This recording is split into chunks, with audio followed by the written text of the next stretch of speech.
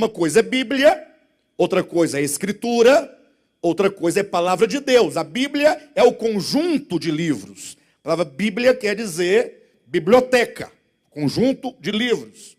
Escritura são os registros que nos foram legados, como que foram narradas as histórias de Jó, do povo de Israel, o dia a dia, enfim, todas as coisas.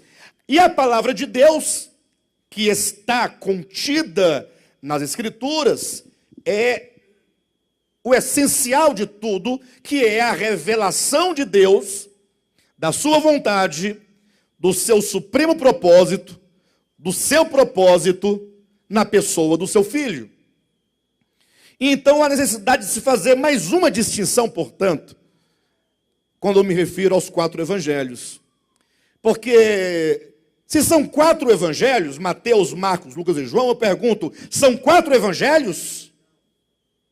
Hã? Mas quando você conta lá, Mateus, Marcos, Lucas e João, são 4 o quê?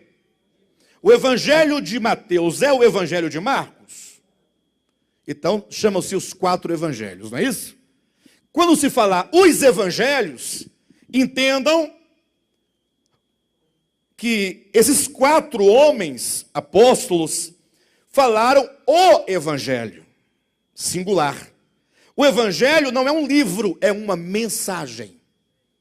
O evangelho é aquilo que Cristo declarou. Jesus não escreveu nem sequer uma frase.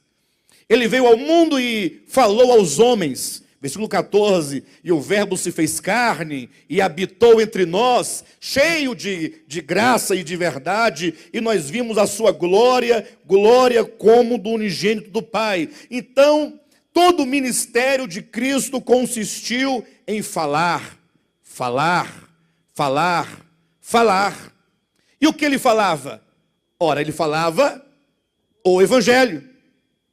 Que agora Mateus tomou o falar de Cristo, o evangelho, e colocou dentro de uma estrutura cronológica e biográfica do Nazareno.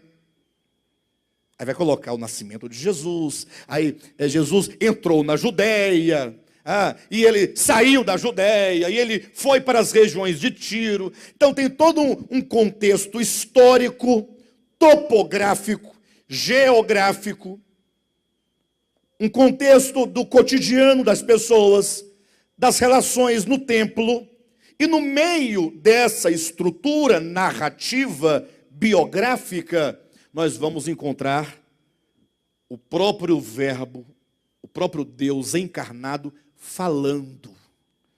E este falar é o Evangelho.